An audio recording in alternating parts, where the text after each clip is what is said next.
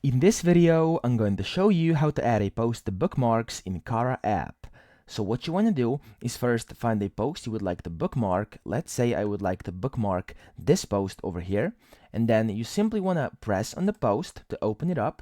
And as you can see, there's this bookmark kind of symbol, okay? So that's the first way of doing it, but kind of the faster way is to simply look for this button down below the image or kind of the GIF you are trying to bookmark. So if I press over here, let's say I want to bookmark this one, it's been bookmarked, as you can see. And if I want to bookmark, let's say this one as well, I'm going to bookmark it, and there we go. Now, the way you see your bookmarks is by going up here to your profile picture, clicking on it, pressing bookmarks, and as you can see, there's now my bookmarks are now in this album. Okay, you can also make a new album by clicking over here where it says add new album, and you want to name it. So let's say epic art, and I want to press submit, and as you can see, I now have a new album.